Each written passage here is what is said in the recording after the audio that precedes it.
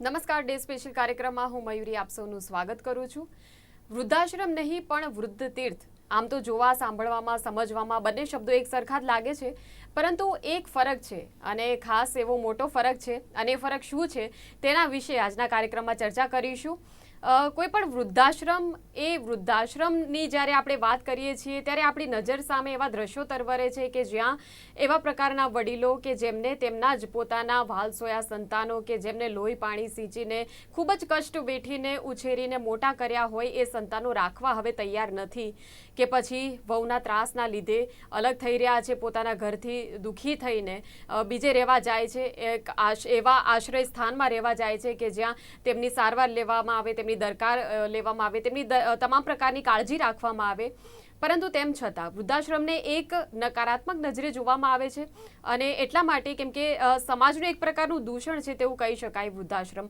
પરંતુ એક અનોખી પહેલ રાજકોટમાં થવા જઈ રહી છે. રાજકોટની નજીક આવેલા રામપરમાં, કે જ્યાં 30 એકરની જમીનમાં એક ખૂબ જ મોટું સુખ સુવિધાવાળું ખાસ કરીને 7 બિલ્ડિંગ અને 11 માળની એ 7 બિલ્ડિંગની અંદર એક વૃદ્ધ તીર્થ નું બાંધકામ હાલમાં થઈ રહ્યું છે.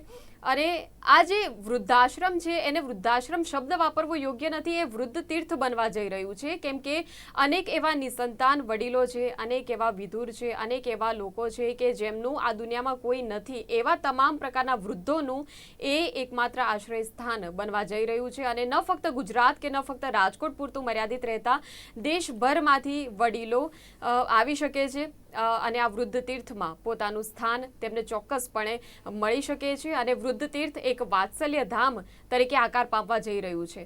ત્યારે મારી સાથે જોડાયા છે સદભાવના ટ્રસ્ટમાંથી મિત્તલભાઈ ખેતાણી મારી સાથે જોડાયા છે. તેમને જ આપણે પૂછીશું કે કેવા પ્રકારે આ સમગ્ર વ્યવસ્થા ગોઠવવામાં આવી રહી છે. મિત્તલભાઈ, ખૂબ ખૂબ સ્વાગત આપનું કાર્યક્રમમાં. ખૂબ ખૂબ ધન્યવાદ. તો સદભાવના વૃદ્ધાશ્રમ જે પ્રકારે શરૂ થયું છે, આખી તેની જે યાત્રા રહી છે, અને આ એક નવો પડાવ છે તેમ કહી શકાય. ખૂબ જ અનોખી પ્રકારની પહેલ છે. કોઈએ પણ અત્યાર સુધી વિચાર્યું નહીં હોય કે આપણા દેશના તમામ વૃદ્ધો માટે, વડીલો માટે આટલી હદે મોટા પાયે એક બાંધકામ ઊભું કરવું છે કે જ્યાં તમામ પ્રકારની સુખ સગવડો હોય.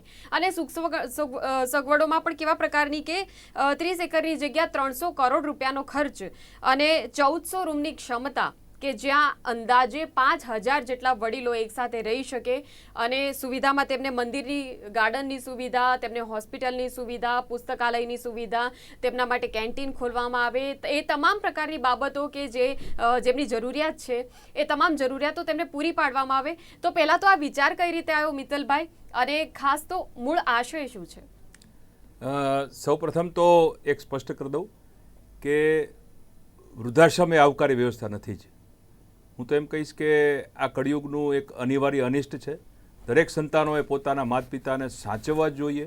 અને હું તો ત્યાં સુધી તમને કહું કે મા બાપને સોને ન ભઢાય, હીરે ન જડાય તો કદાચ કશો વાંધો નહીં, પરંતુ એની આંતરડી તો ન જ કકડાવાય. આપણે જો સંતાન તરીકે એને રોડવી લેવાનું પણ જો ટાળીએ તો એ મહાભયંકર પાપ છે. મંદિરની માને આપણે જો ચૂંદડી ઓઢાડતા હોય ને ઘરની માં રડતી હોય તો મંદિરની માં આપણા ઉપર દુઃખી જ થાય અને આપણને શ્રાપ જ આપે.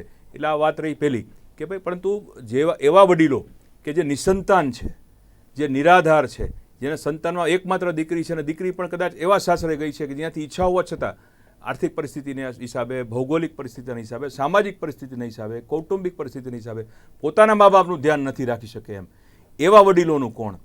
જે ડાયપર પર છે, જે કોમામાં છે, જે પેરેલાઇઝડ છે, કે જેનું અનફોર્ચ્યુનેટલી નાના સેન્ટરના હિસાબે ઘણીવાર એવું આવા વૃદ્ધાશ્રમો ગુજરાતમાં પણ અનેક છે. દરેક વૃદ્ધાશ્રમમાં હું તો એમ કહીશ કે કદાચ અમારા કરતાં પણ સારી સેવા અને સારી ભાવના અને સારી કદરવાળા ટ્રસ્ટીઓ અને કાર્યકર્તાઓની ટીમ છે. પણ જો રિમોટ પ્લેસીસમાં જે વૃદ્ધાશ્રમ છે ત્યાં લાસ્ટ સ્ટેજમાં જે છેલ્લા 6 મહિનાના જે વડીલો કોઈ કોમામાં આવી ગયું તો ગમે એવું નાનું પ્લેસ હોય ત્યાં આવી મેડિકલ સુવિધાઓ નથી, એવો પેરામેડિકલ સ્ટાફ નથી, અમુક જગ્યાએ આર્થિક સંસાધનો નથી કે કોઈ વડીલને દર મહિને 25,000ની દવાની જરૂર પડતી હોય, ઇન્જેક્શનની જરૂર પડતી હોય તો એ વૃદ્ધાશ્રમનો સંચાલક કરે શું?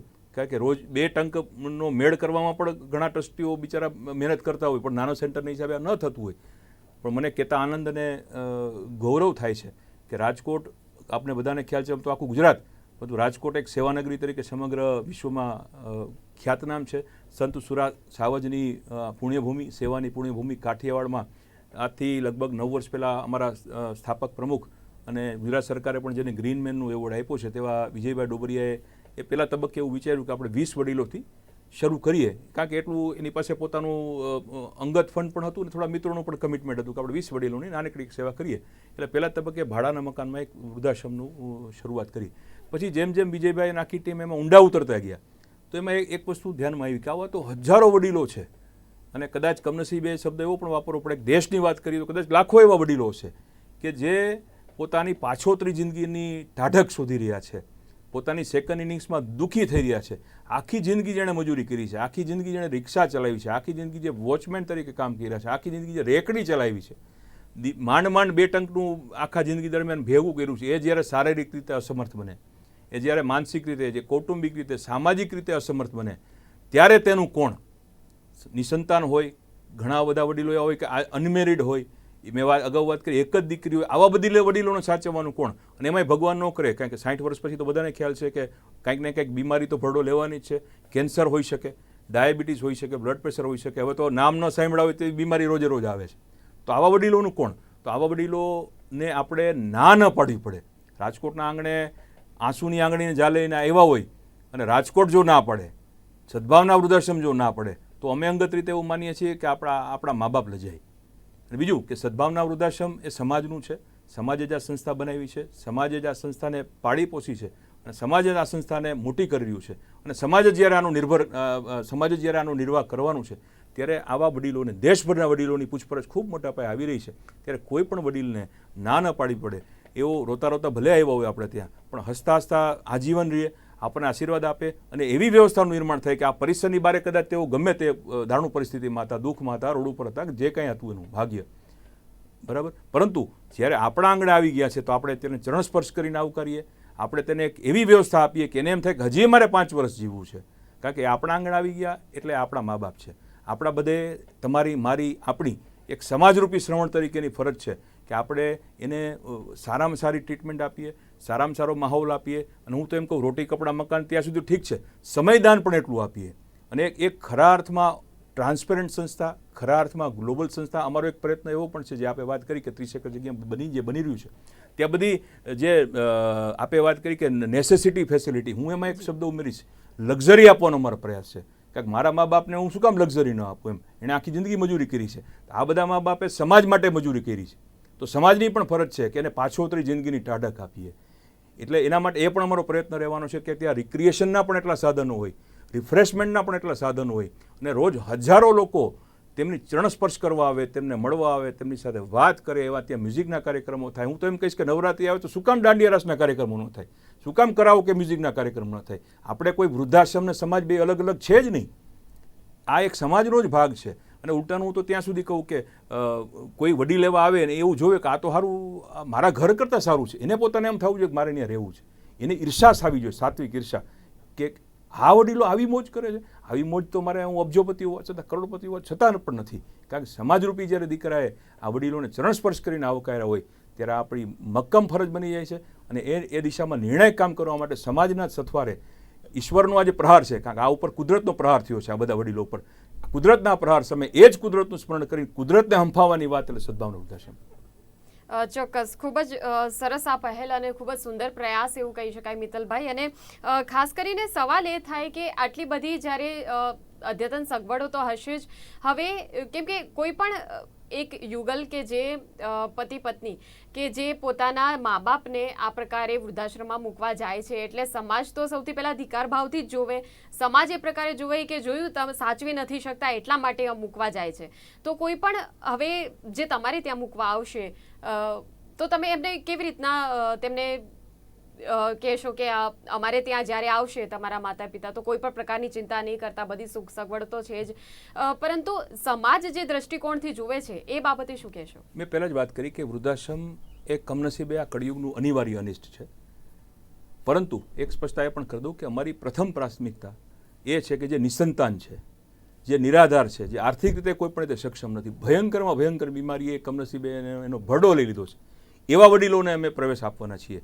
કારણ કે જે સંતાનો છે એમાં અમે પણ અંગત રીતે માનીએ છીએ કે આ સંતાનની જવાબદારી છે. અને સંતાનને જે રીતે કાઉન્સિલ કરવાની જરૂર પડે, કદાચ ક્યાંય કાયદાની પણ મદદ લેવી પડે તો પણ અંગત રીતે અમારો મત એવો છે કે એને સરકારે પણ એવો નિર્દેશ આપવો જોઈએ કે આ તારા મા બાપ છે, તારા મા બાપે તને ઉછેરો મોટો કર્યો હોય, તારી જવાબદારી છે. એટલે એક સ્પષ્ટતા સાથે કહી દઉં કે આપણું જે આશ્રમ છે એ સાવ નિરાધાર હોય, સાવ નિસંતાન હોય, અને કમનસીબ એવું મેં કીધું ને કે કદાચ અમે ના પાડીએ તો આખી દુનિયામાં એને કોઈ હાથ પકડવાનું ન હોય, એવા વડીલો માટે બની રહ્યો છે. અને એટલે જ અમને એમ થયું કે ના પાડીએ તો અમે પોતે પણ અંગત રીતે પાપમાં પડીએ. અને બીજું કે આ સમાજની સંસ્થા છે, આપણે શું કામ ના પાડવી જોઈએ જ્યારે સમાજ આને પાડી રહી છે, સમાજ આને પોષી રહી છે. અને એવું પણ અમે અનેકવાર જોયું છે કે કોઈ એવા વડીલ મહાભયંકર બીમારી સાથે આવે કે જેની કદાચ મહિને લાખ રૂપિયાની દવા હોય તો સાંજ પેડે કોક હરીનો લાલ, કોક ભામાશા ભગવાન મોકલી દેતો હોય છે, જેમ કહે છે કે 1,11,000 લઈને હું આવ્યું છું. એટલે આવા અનેક ચમત્કારો રોજબરોજ બનતું હોય છે. એટલે આ સમાજની સંસ્થા છે અને મને કહેતા આનંદ અને ગૌરવ થાય છે કે સમાજે ખૂબ સહકાર આપ્યો છે, મીડિયાએ પણ ખૂબ જબરદસ્ત સહકાર આપ્યો છે. અમારું કામ તો માત્ર નિમિત્ત ભાવે આ મેનેજ કરવાનું છે અને જશ લેવાનું છે. ગામને એમ લાગે છે કે અમે કરી છે, બાકી એ ખરેખર ઓટોમેટિક એક ખૂબ સરસ વ્યવસ્થા ગોઠવાઈ ગઈ છે. પરંતુ એટલું હું ચોક્કસ કહીશ કે અમારો પુરુષાર્થ પણ છે, એક અમારી નીતિ પણ છે, એક રીતિ પણ છે, એક હૃદયનો ભાવ પણ છે કે આખા દેશમાંથી આવું કોઈ વડીલ આવતું હોય. ઘણીવાર એવું બને છે કે ક્યાં એમ્બ્યુલન્સથી, હૈદરાબાદથી એમ્બ્યુલન્સમાં આવતા હોય, કોઈ ટ્રેનમાં મૂકી ગયા હોય, તો અમે ઘણીવાર કોઈ પુનાથી એક વડીલ આવે તો અમે એમ કહીએ ભાઈ ટ્રેનનું ભાડું અમે દેશું પણ અમારે ત્યાં પહોંચાડી દો.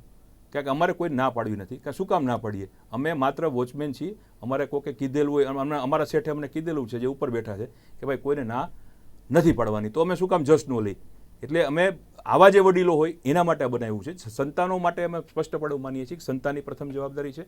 અને કદાચ કમનસીબે ક્યાંક આવું કોઈ દુઃખી પણ થતું હોય તો એ માટે અનેક વૃદ્ધાશ્રમો સરસ સેવા કરી રહ્યા છે. એટલે અમે ત્યાં ટ્રાન્સફર કરવાનો પ્રયત્ન કરીએ છીએ, કારણ કે અમારું જે મોડેલ છે એમાં ઓલરેડી ઓવરફ્લો છે.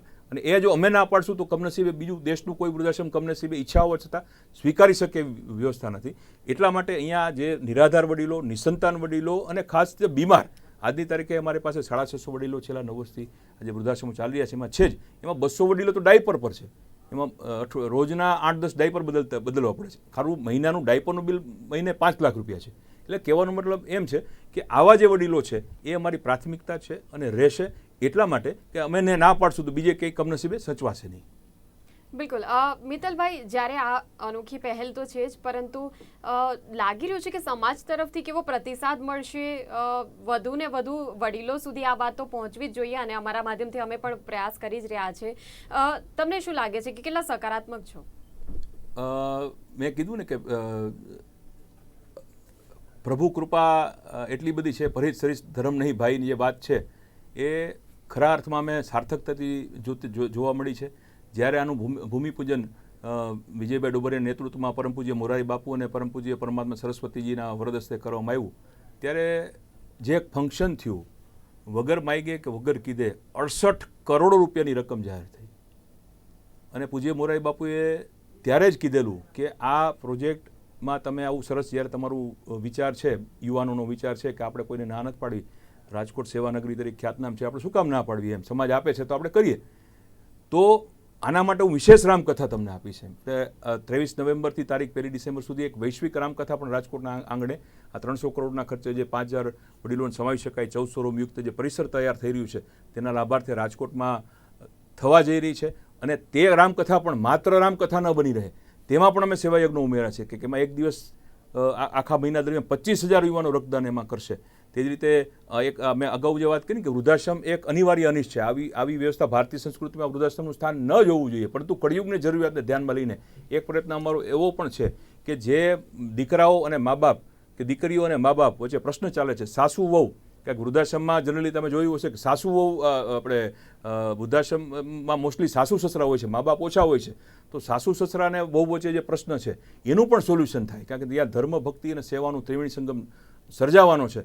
તો એ મહાતીર્થના કાંઠે હજારો લોકો વ્યસન મૂકે, કદાચ કોઈ કમનસીબે છાને ખૂણે ડ્રગ્સ લેતું હોય કે કમનસીબે ક્યાંક છાને ખૂણે દારૂ પીતું હોય કે કાંઈ પણ ભાગીદારોમાં પ્રોબ્લેમ હોય, પતિ પત્નીનો પ્રોબ્લેમ હોય, ડિપ્રેશનનો પ્રશ્ન હોય, ડાયવોર્સનો પ્રશ્ન હોય, કોઈને સુસાઇડના નેગેટિવ વિચાર આવતા હોય.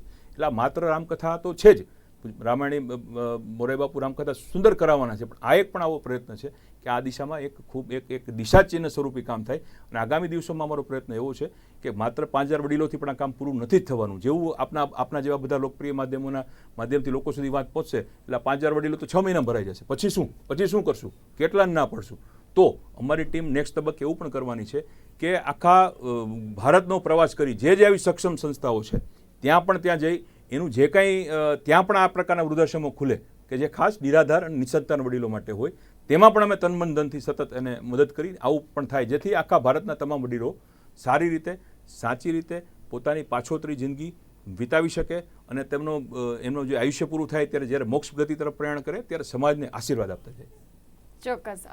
મિત્તલભાઈ, જે પ્રકારે આ એક તો સુંદર પ્રયાસ છે, પરંતુ તેમ છતાં ક્યાંક એવો પણ સવાલ થાય કે પોતાનું ઘર બનાવવા માટે લોકો જે માણસ પોતાનું આયખું ખર્ચી નાખતો હોય છે, પછી જીવનના પાછલા વર્ષોમાં કેમ કે ખૂબ જ એકલતા થી પીડાતા હોય છે વૃદ્ધો, અને તેના કારણે એ જે ઘર કે જેને બનાવવા માટે લોહી પાણી પરસેવો એક કરીને જીવ રેડીને પોતાનું ઘર બનાવ્યું, પણ પછી એકલતાને કારણે પછી એ જ ઘરની દિવાલો જ્યારે ખાવા ધાતી હોય ત્યારે કેવા પ્રકારની પ્રવૃત્તિઓ થશે? કેમ કે હવે જ્યારે વૃદ્ધાશ્રમ આ વૃદ્ધ તીર્થની અંદર જ્યારે જે કોઈ પણ વડીલો આવશે, ખાસ તો તેમને કંપની મળી રહે, તેમના માટે કેવા કેવા પ્રકારના આયોજન છે, કેવી પ્રવૃત્તિઓ થશે? મેં આપણે અગાઉ વાત કરી કે રોટી કપડાં મકાન તો એમના ભાગ્યોને એમને મળવાનું છે, સમાજને આપવાનું જ છે, પરંતુ આપણે જેમ વાત કરી કે કોઈ પણ વૃદ્ધાશ્રમમાં હોય કે ઇવન ઘરમાં પણ હોય, વડીલો પાસે પુષ્કળ સમય હોય છે, કારણ કે સ્વાભાવિક નિવૃત્ત થઈ ગયા હોય, શારીરિક અસમર્થ હોય, એટલે ઘરના લોકો પણ એને કોઈ કામ સોંપતા ન હોય, કે વૃદ્ધાશ્રમમાં તો કંઈ કામ સોંપવાનો સવાલ જ નથી આવતો.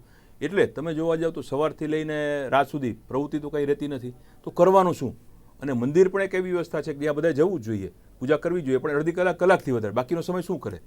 તો બાકીનો સમય જેટલી પણ સાત્વિક રમતો છે, ગમતો છે, અમે ત્યાં થિયેટર પણ બનાવવાના છીએ. ત્યાં થિયેટરમાં પણ રોજ સરસ મજાના રામાયણના એપિસોડ ચાલે, મહાભારતના એપિસોડ ચાલે, કોઈ એમ કે મારા સાયગલના ગીત સાંભળવા છે તો ત્યાં કરાઓકે સિસ્ટમ પણ બેસાડવાના છે.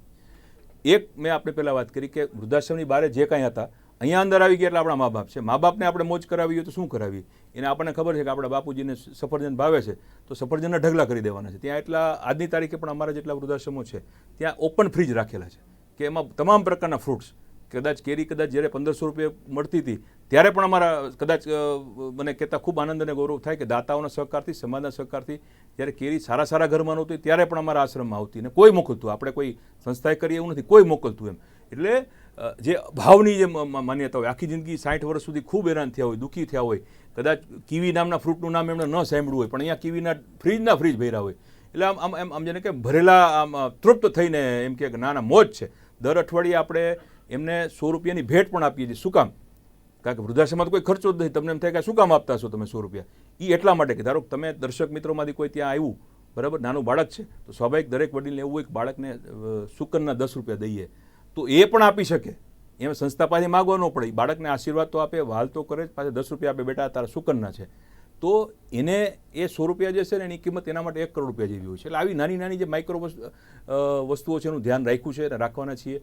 દરેક વડીલ પાસે રોજ અડધી કલાક અમારી ટીમ બેસે છે ખાલી સાંભળવા માટે કે બોલો દાદા કંઈક વાત કરો તમારા જીવનની. એટલે એની જે મોજ છે ને એ કદાચ તમે 56 ભોગ કરતાં પણ એની વધારે મોજ છે, કારણ કે એને કોઈક દુનિયામાં રોટીના ટુકડા કરતાં કોઈ નથી સાંભળતું ને એના હિસાબે લોકો વધારે દુઃખી થતા હોય છે અને સુસાઇડ પણ કરતા હોય છે અને ડિપ્રેશનમાં પણ આવતા હોય છે. હું તો એમ કહું કે ડાયવોર્સ ને આવા બધા જે કારણો છે ને એનું કારણ પણ વ્યસન ને આ બધું કારણ એ જ છે કે રડવું હોય ત્યારે હવે માણસોને હાથ વગો ખભો અને ખોડો મળતો નથી. એ આપવાનો સમાજ તરીકે મેં પ્રયત્ન કર્યો છે. ચોક્કસ મિત્તલભાઈ, જે પ્રકારે હવે એવા વૃદ્ધોની આપણે વાત કરીએ કે જેમને ખૂબ જ તાત્કાલિક એક મેડિકલ સુવિધાની એ પ્રકારની જરૂર છે કે તે પોતે હલનચલન જ કરી શકતા નથી, સાવ જ એવા પથારીવશ છે, તો એવા વડીલોની કેવા પ્રકારે તેમને સારવાર મળશે, કેવા પ્રકારે તેમની કાળજી રાખવામાં આવશે? આપણી બાજુમાં જ એમ્સ બની છે, ઇનહાઉસ હોસ્પિટલ પણ આપણે બનાવવાના છીએ, પેરામેડિકલ સ્ટાફ, નર્સિંગ સ્ટાફ 24 કલાક ખડે પગે રહેવાનો છે. અને આનંદની વાત છે કે માત્ર રાજકોટ નહીં પરંતુ સમગ્ર ગુજરાત, મુંબઈ અને દેશના તબીબોએ આ વૃદ્ધાશ્રમમાં પોતાની નિઃશુલ્ક સેવા ઓફર કરી છે. કારણ કે એને ખ્યાલ જ છે કે આ તો આનું કોણ છે, અને ઉલટાનું ઘણા ડૉક્ટરો તો આવી દવા આવું આ લોકોને લઈને જાય છે ત્યારે હાથ જોડીને આભાર અમારો માને છે કે તમે અમને તક આપી એમ. એટલે માત્ર સદભાવના વૃદ્ધાશ્રમ નહીં, પણ હું તો એમ કહું કે દેશની દરેક સામાજિક સંસ્થા, દેશની સેવા સંસ્થા, આ ભારત ભૂમિની આપણું આ તપ છે કે ખરેખર સેવાને આપણે ખૂબ એક ધર્મ માન્યો છે, કર્તવ્ય માન્યો છે. ખાલી આપણે મેનેજમેન્ટ કરવાનું છે, એક વ્યવસ્થા ગોઠવવાની છે અને માઇક્રો પ્લાનિંગ કરવાનું છે, ડિટેલિંગ કરવાનું છે, પ્રચાર પ્રસાર કરવાનું છે. બાકીની બધી વ્યવસ્થાઓ ઓટોમેટિક બાય ડિફોલ્ટ ગોઠવાઈ જતી હોય છે. બિલકુલ. અત્યારના તબક્કે કેટલા વૃદ્ધો જોડાઈ શકે? અત્યારે 650 વડીલો તો ઓલરેડી આપણે ત્યાં છે. આપણું એક પોતાનું એક સ્વભવન છે જે દાતા તરફથી મળેલું છે. એ ઉપરાંત 3 અત્યારે ભાડાના મકાનમાં આપણે આ ચલાવીએ છીએ.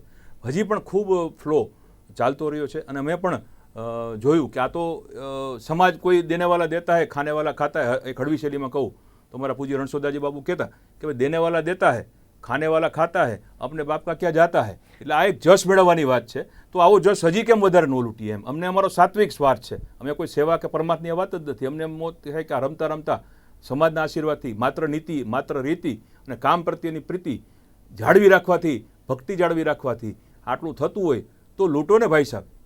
લૂંટો એટલે પુણ્ય લૂંટો.